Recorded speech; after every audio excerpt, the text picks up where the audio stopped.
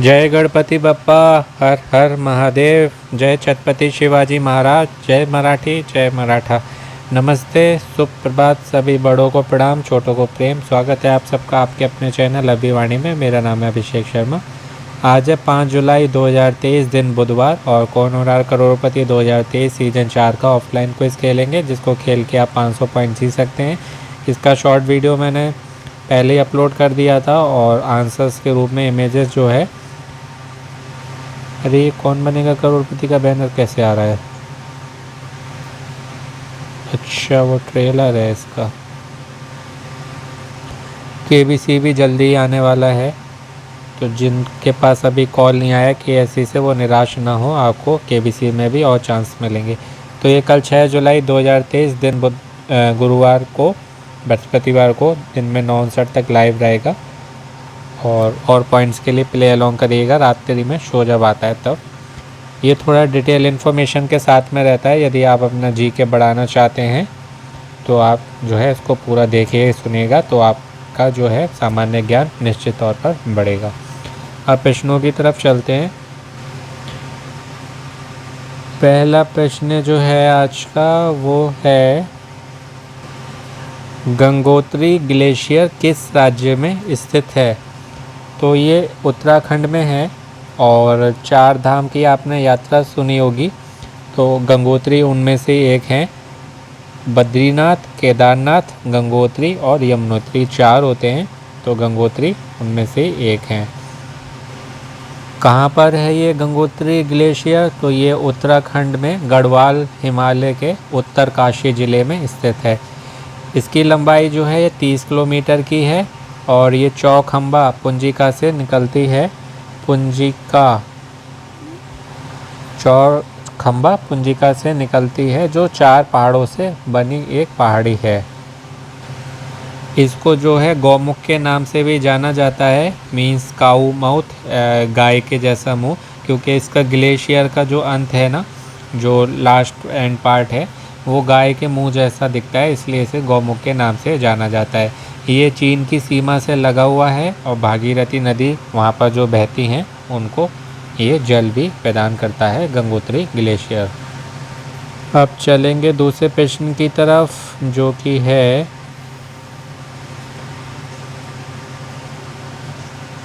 भारतीय संविधान से जुड़ा हुआ संविधान का कौन सा अनुच्छेद धन विधेयक से संबंधित है? तो ये आर्टिकल 110 है। बाकी और के बारे में भी थोड़ा सा आपको बता देता हूँ, थोड़ा पहले इसके बारे में बता देता हूँ। आर्टिकल जो है मनी बिल से जुड़ा हुआ है, या मनी बिल जो है आर्टिकल 110 के अंदर में आता है। ये फाइनेंशियल मैटर जो भी होते हैं ना, जैसे टैक्सेशन का हो गया, पब्लिक एक्सपेंडिचर हो गया, आदि इत्यादि, उनसे संबंध रखता है। बाकी ये जो है आर्टिकल 130, ये सीट ऑफ सुप्रीम कोर्ट भी जाना जाता है, भारत का सर्वोच्च न्यायालय की seat of supreme court, option A जो है वो। और आर्टिकल 100 जो है, तो ये जैसे मान लीजिए 100 जैसे सदनों में मतदान है, या जैसे अपना ये सदन जो होते हैं ना, ये जो राज्यसभा लोकसभा, इसमें सदन जो होते हैं, तो उसमें जैसे मान लीजिए मतदान हुआ और टाई हो गया, दोनों को बराबर वोट मिले, पक्ष विपक्ष हो, तो उसमें जो अध्यक्ष होते हैं उनको ये निर्णायक मत देने का अधिकार होता है कि वो किसको विजेता घोषित करें जब टाई की स्थिति होती है। तो ये सदनों की शक्ति और जो है कोरम से संबंधित होता है, आर्टिकल 100। सी के बारे में बता ही दिया।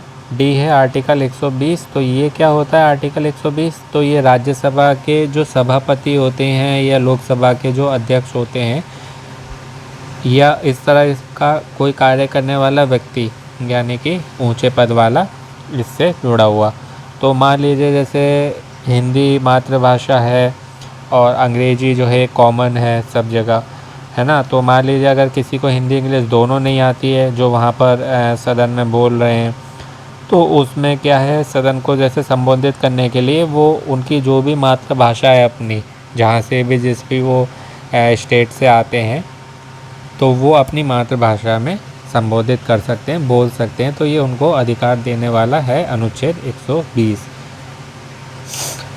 अब चलेंगे तीसरे प्रश्न की तरफ, जो कि है 1839 में ईंधन सेल का आविष्कार किसने किया था? तो ये किया था सर विलियम ग्रोव ने। पूरा नाम इनका ये नहीं है, पूरा नाम है इनका sir William Robert Grove.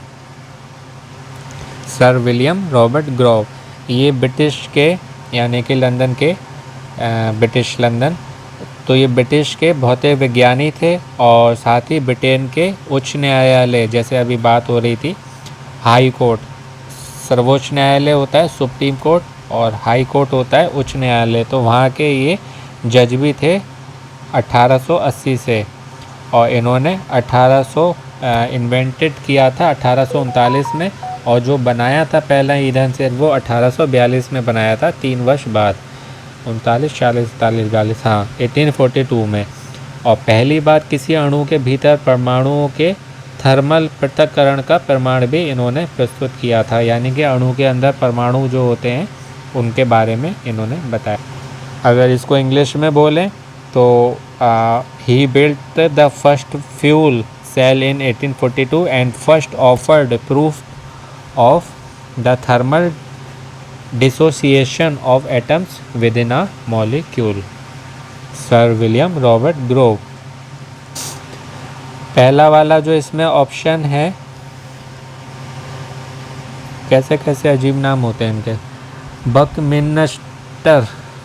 Buckminster Fuller, पूरा नाम रिचर्ड बकमिंस्टर फुलर। इन्होंने क्या किया था, ये क्या करते थे, तो ये सिद्धांतकार थे, लेखक थे, डिज़ाइनर थे, आविष्कारक थे, दार्शनिक थे और भविष्यवादी थे। अगर सीधे शब्दों में बात करें जाए तो ये मतलब कई उससे थे, पर ये पुस्तकों के लिए जाने जाते हैं मेन, जैसे डिज़ाइनर, लेखक और आविष्कार। और इन्हें स्वतंत्रता का राष्ट्रीय पदक मिला था 1983 में, 1983 में। दूसरा जो है इनके बारे में मैंने बता ही दिया। और एक बात और है इनके बारे में कि ऊर्जा संरक्षण के सामान्य सिद्धांत का अनुमान लगाया था इन्होंने, और ईंधन सेल प्रौद्योगिकी के अग्रणी थे। इसके साथ ही इन्होंने जो है ग्रो वोल्टाइक सेल का आविष्कार किया था, जो मतलब इनका सेल का नाम था वो इनके नाम से ही जुड़ा हुआ था, ग्रो वोल्टाइक सेल। ग्रो इनका नाम का लास्ट, और सेल फ्यूल सेल का सेल, और वोल्टाइक, ग्रो वोल्टाइक सेल। तो ये पूछा जाए ग्रो वोल्टाइक सेल किसने बनाया था, तो सर विलियम रॉबर्ट ग्रोव ने बनाया था। इसके साथ ही इन्हें जो है विलियम पामर का बचाव के लिए भी जाना जाता है, और इन्हें रॉयल मेडल मिला था 1847 में, रॉयल मेडल इन 1847। उसके बाद तीसरे की बात करेंगे, ऑप्शन सी जो है सिल्वेस्टर ग्राहम। ये कौन थे, ये प्रेस्बिटेरियन मंत्री और आहार सुधारक थे, यानी कि अमेरिका के थे ये। और ये आहार सुधारक मीन्स जो खाना होता है ना, आहार, तो वो फूड होता है, फूड, उसको मतलब अच्छा आहार कैसा लिया जाए उसके बारे में, जो वो होता है पौष्टिक, शाकाहारी, शुद्ध, स्वास्थ्यवर्धक वो। और शाकाहार और संयम आंदोलन और साबुत अनाज की रोटी खाने पर इन्होंने बहुत जोर दिया था। बहुत बड़ी बात है, एक अंग्रेज़ से, बहुत से लोग जानते हैं कि जितने अंग्रेज़ होते हैं सब नॉन वेजिटेरियन होते हैं।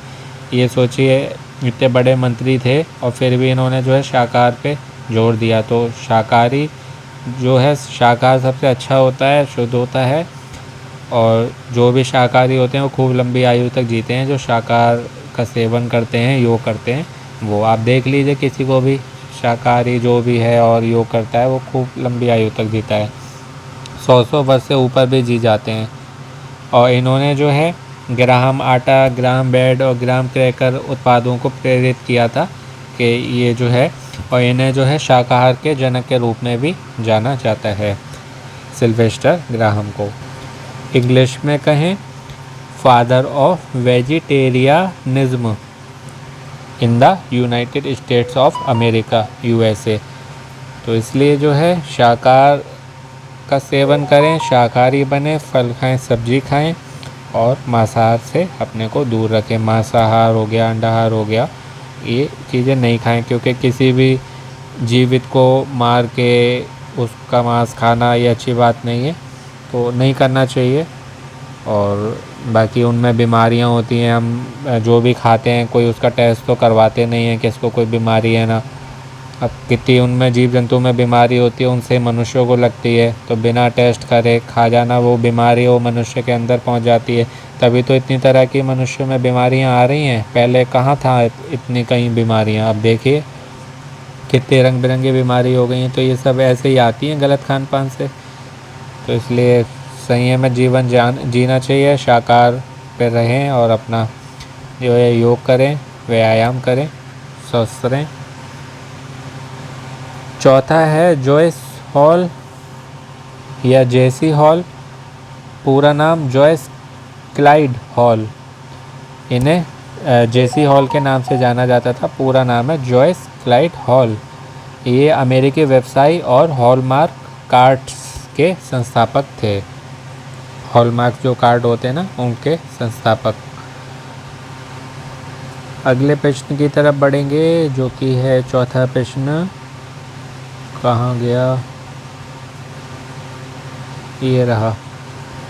भारतीय परमाणु कार्यक्रम के जनक के रूप में किसे जाना जाता है? तो ये जाना जाता है होमी जे भाभा जी को।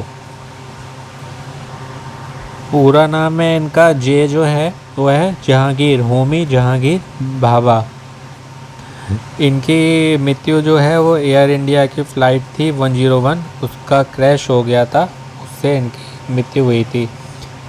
कई सारी बातों के लिए इनको जाना जाता है, जिसमें भारतीय परमाणु कार्यक्रम हो गए, ब्रह्मांडीय विकिरण की कैस्केड प्रक्रिया हो गई, भाभा स्कैटरिंग हो गई, मोहन के सैद्धांतिक भविष्यवाणी हो गई। और इन्हें कई सारे पुरस्कार मिले थे, जिनमें एडम्स पुरस्कार है 1942 में, 1942 पद्म भूषण भी मिला हुआ है। 3 जो होते हैं पद्म श्री, पद्म भूषण, पद्म विभूषण, तो पद्म भूषण मिला है इनको 1954 में, 1954 में।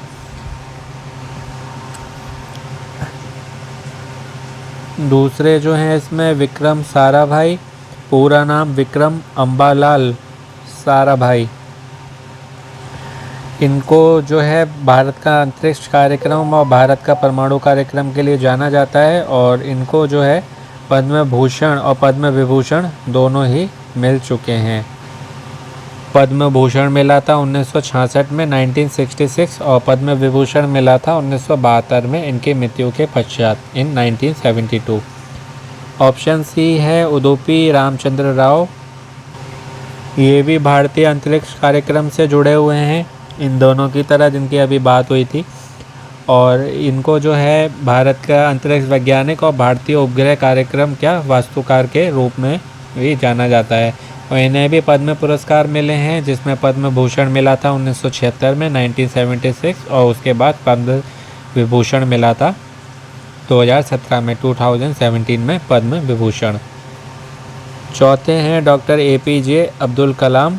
ये राष्ट्रपति भी रह चुके हैं हमारे भारत।